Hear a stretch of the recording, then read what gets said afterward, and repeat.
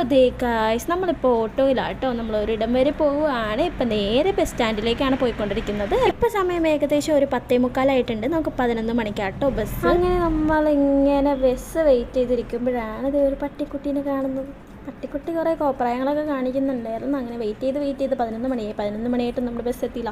11:30 നമ്മുടെ ബസ് എത്തി. അങ്ങനെ സമയങ്ങൾ നീണ്ടു പോയി ഗൈസ്. എനിക്ക് ഉറക്കം വന്നിട്ട് വയ്യ. അങ്ങനെ ലാസ്റ്റ് 11 മണിക്ക് വരേണ്ട ബസ് 1:30 എത്തി ഗൈസ്. അങ്ങനെ ബസ് കയറി കിടന്ന ഒരൊറ്റ ഉറക്കം അങ്ങോട്ട്. പിന്നെ എഴുന്നേക്കുന്നത് നമ്മൾ സ്ഥലത്ത് എത്തിയിട്ടാട്ടോ. സ്ഥലം എവിടെയാണെന്ന് പറയുക, വയനാടാണ് ഗൈസ്. വയനാടൊക്കെ കയറുമ്പോഴുള്ള ചുരം കയറിക്കൊണ്ടിരിക്കുമ്പോഴാട്ടോ ഞാൻ എഴുന്നേറ്റത്. അപ്പോൾ രാജ്യത്തേട്ടൻ നല്ല ഉറക്കമാണ്.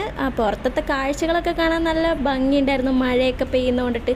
പിന്നെ കുറച്ച് നേരം ഞാനും കിടന്നുറങ്ങി. അങ്ങനെ നമ്മൾ സ്ഥലത്ത് ഇറങ്ങിയിട്ടുണ്ട്. ഇനിയിപ്പോൾ നമ്മൾ ബസ് പിടിച്ച് നേരെ വീട്ടിലേക്കാണ് പോകേണ്ടത്. അങ്ങനെ നമ്മൾ ബസ്സിൽ നിന്ന് ഇറങ്ങിയപ്പോഴത്തേക്കും തലയൊക്കെ അങ്ങോട്ട് ചുറ്റിയിട്ട് തലയൊക്കെ നല്ല വേദന. അപ്പം ഞാനൊരു ഉപ്പ് സോഡയും ഒരു നബാട്ടിയും വാങ്ങി കഴിച്ചു കേട്ടോ. അങ്ങനെ നമ്മൾ വീട്ടിലേക്ക് പോയി.